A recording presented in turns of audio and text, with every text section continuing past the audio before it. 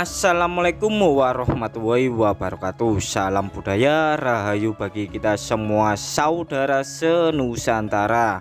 Belusuan kali ini kita di lahan perkebunan tebu yang ada di wilayah Mojokerto,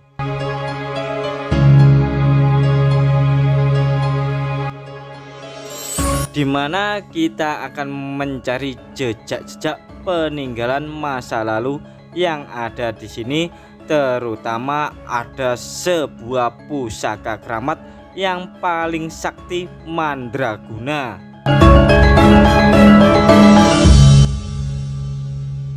Adanya pusaka ini merupakan cikal bakal berdirinya kerajaan besar, yaitu Majapahit. Bermula dari runtuhnya kerajaan Singasari akibat pemberontakan Jayakatwang atau Adipati Kediri, maka Raden Wijaya, menantu Raja Kertanegara dari Singasari, berhasil melarikan diri dari serangan Jayakatwang dan membangun kekuatannya di Madura dengan bantuan Arya Wiraraja Adipati Madura. Diberilah sebuah pusaka sakti nan keramat oleh Arya Wiraraja kepada Raden Wijaya, maka tak lama kemudian Raden Wijaya mendirikan sebuah desa kecil di Alas Trik yang saat kini dikenal dengan Kecamatan Tarik, Kabupaten Sidoarjo.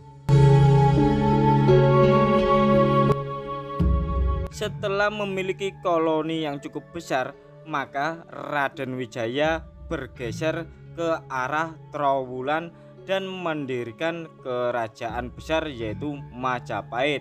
Namun pusakanya di sini tersimpan di petilasan kubur siji.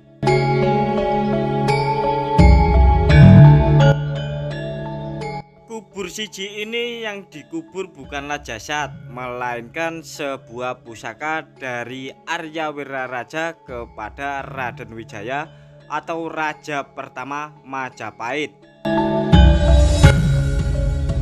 Pusaka Majapahit sebetulnya berada di sini, bukan di Museum New York atau Amerika Serikat, namun yang aslinya ada di lokasi tengah ladang tebu.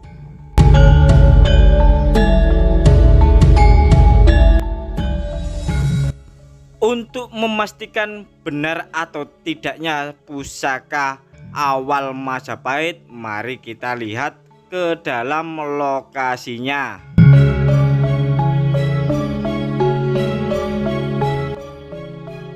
Pusaka ini konon juga sering meminta tumbal nyawa bila memegangnya, dan pusaka ini dijaga oleh sosok Hanoman si kerah putih.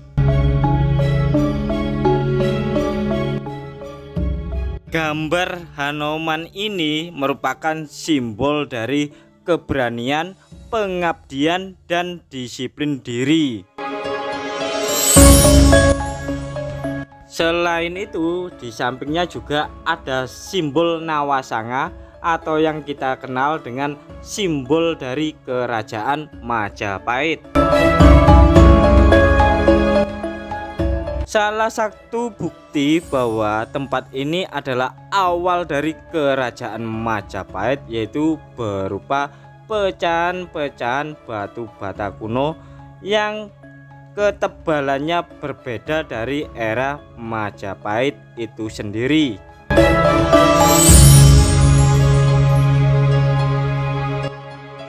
Untuk tetenger atau pertanda bahwa lokasi pusaka awal Majapahit yang selalu meminta tumbal nyawa ditumbuhi pohon iprik atau beringin.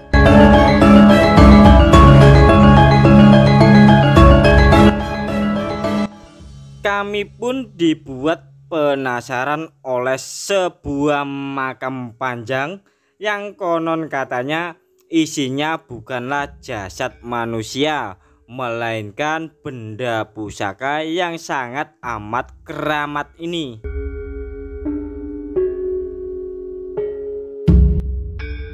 Untuk lebih jelasnya, mari kita amati makam tersebut dari dekat supaya lebih jelas.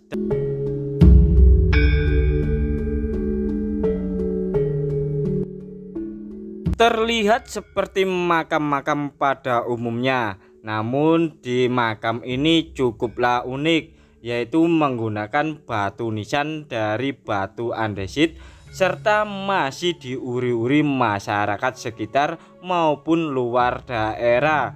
Buktinya ada bekas bakaran dupa dan bakaran kemenyan.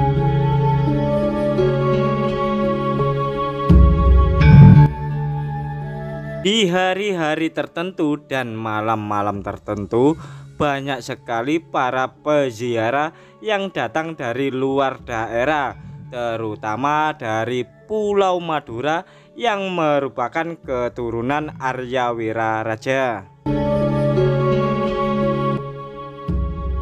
Tersikapnya batu nisan yang tertutup kain putih ini membuat kita semakin penasaran untuk melihat lebih jelas bentuk rupa batu nisan tersebut.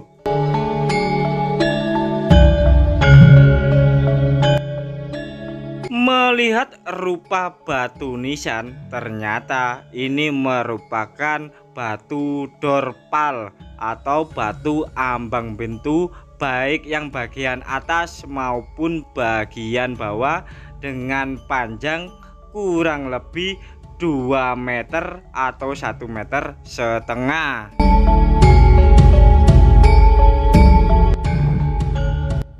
Fakta ini bukanlah makam dari jasad seseorang, melainkan sebuah makam dari pusaka-pusaka Majapahit, dan makam ini bukan dari makam habaib atau para bal alawi ya.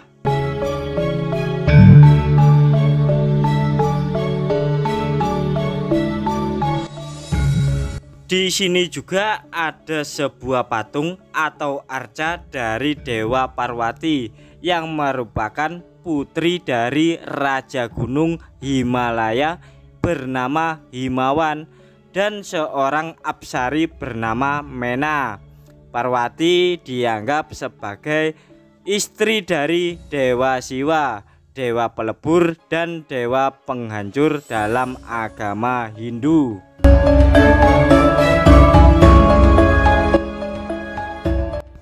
Di belakang patung Parwati atau arca Dewi Parwati ini terdapat sebuah batu yang mirip lingga yang merupakan simbol dari Dewa Siwa.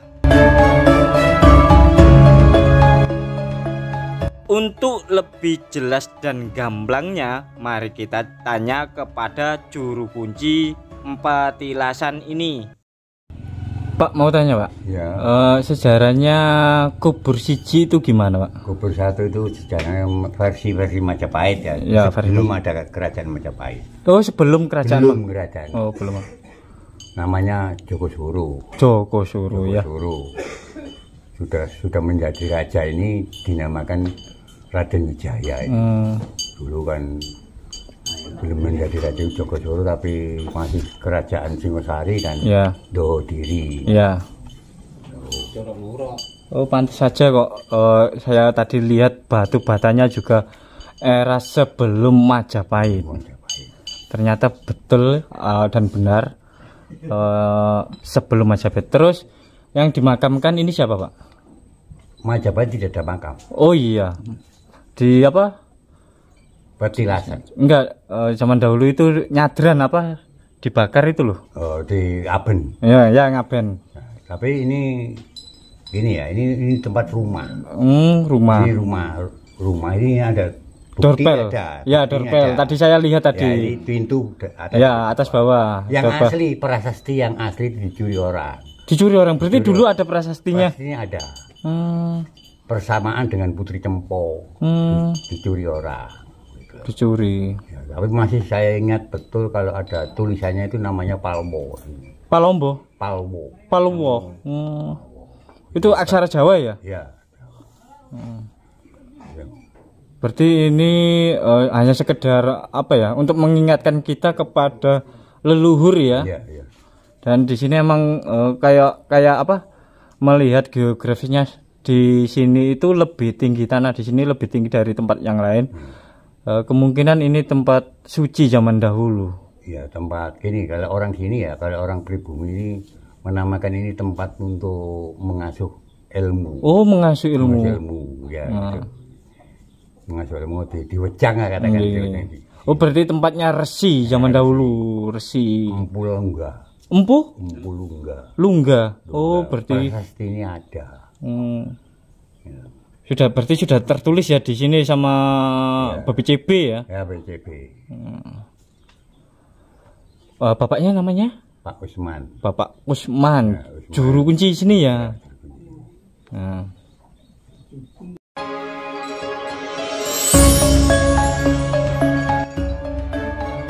Lanjut, inilah pusaka sebelum Majapahit yang selalu meminta tumbal darah ataupun nyawa yang masih menancap di pohon ibrik atau beringin ini.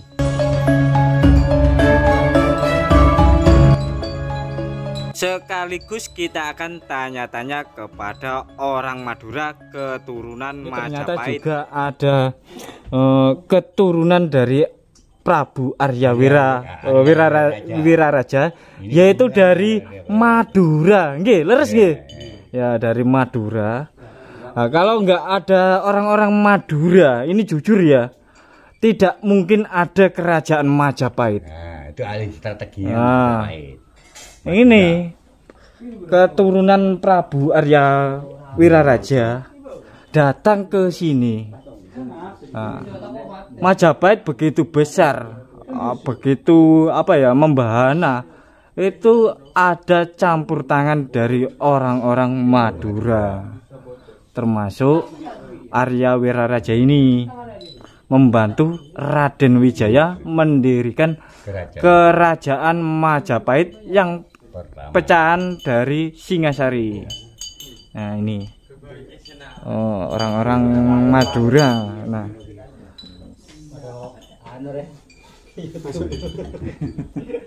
Amit. Nah, Madura nih bos. Nah, ini beberapa bapak-bapak keturunan Arya Wiraraja Madura, pendiri Majapahit. Nah, apa?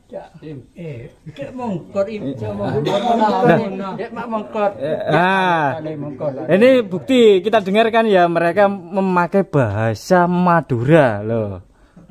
Bahasa Madura.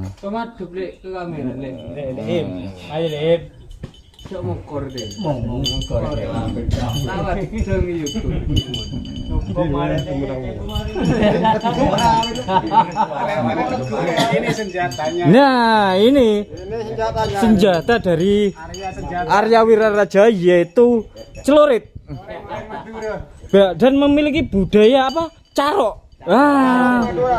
Carok. Nah, ini harus dilestarikan loh ya.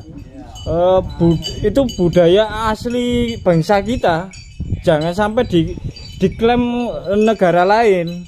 Walaupun terkesan, mohon maaf nggih, terkesan sadisisme ya, tapi ini merupakan salah satu budaya negeri kita. Nah, namanya carok. Mungkin ada bapak-bapaknya yang tahu sejarahnya carok itu gimana? Nggak tahu ya. Tapi Amit, nggih Amit. Loh, Mas. Enggak. Mas, mau tanya Mas. Iya. Biasanya itu nggih ngapunten loh. Untuk hanya wawasan saja. Kenapa orang-orang Madura itu suka carok? Ya kalau menyangkut harga diri Harga diri. itu jalan utama itu sudah mas. Harga diri permasalahan apa? Permasalahan kayak seperti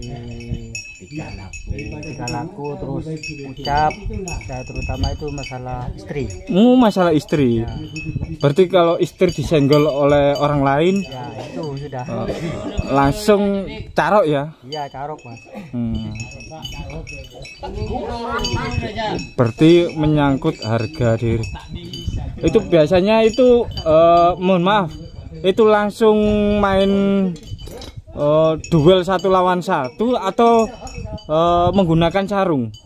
Ya 1 lawan 1 mas. Berarti nggak pakai sarung ya? Nggak pakai sarung. Oh, berarti ada kesamaan sama tradisi yang di mana itu di Sulawesi ya?